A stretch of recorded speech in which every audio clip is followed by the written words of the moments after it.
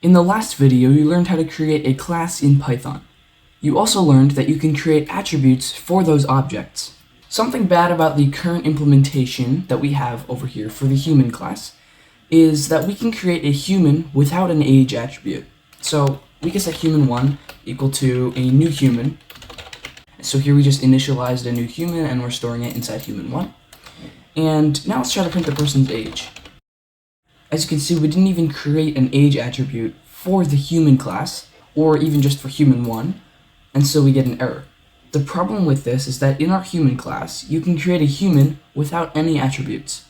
This doesn't make any sense because all humans should have an age, and so this is where constructors come in. A constructor is a function that always gets called when you create an object instance, like how we did right here.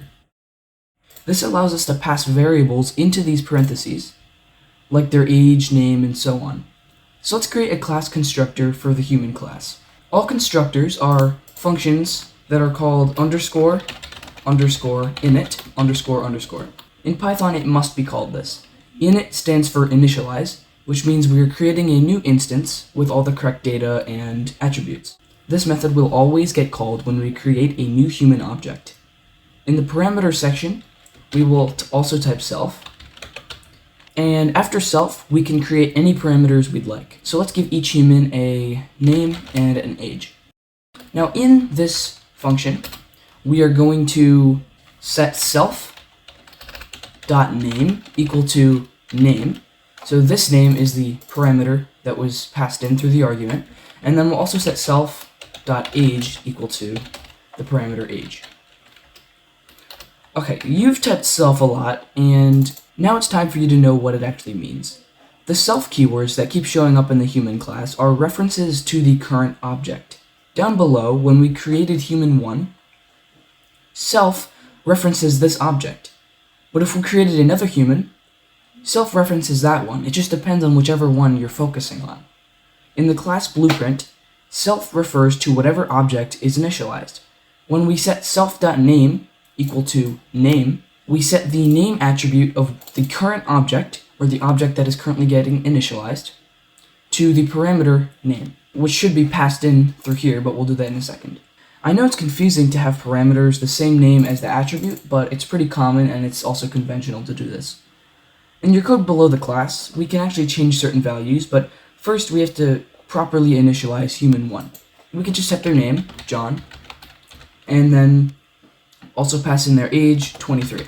So now we are actually required to enter their name or age, otherwise we'll get an error, because this init function is always ran when you create a new human. And the init function should be at the top of all the rest of your functions. So now if we save this and run it, we just printed out our human's age. We can also print out their name. There we go, John. So this init method we wrote is used to initialize every human object and create all variables necessary.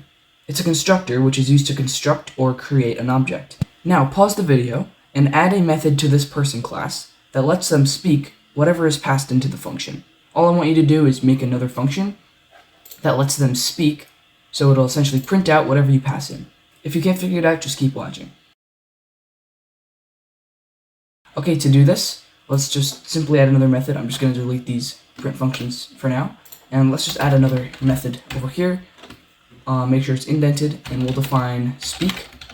We'll pass in self, but then also words, because you always have to have self for the functions that belong to this. And words will be passed in, so we will just print words. And so here we can make human1 say, hello. And there we go, we got it to say hello, because we passed in hello to human1.speak, so that's this method right here. And we passed it into words. Note that you don't actually have to type anything for the self parameter because it's not really an argument that you type into. To add on to this, we could make it so that we know who's talking, because if we have multiple humans talking, we won't know who's saying what. Let's make it print out like this. If John was saying hello, it would look like this.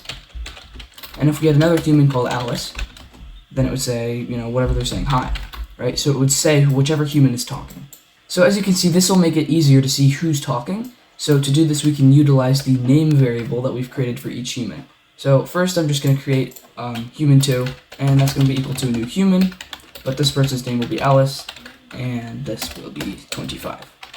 Okay, so now let's change this speak function.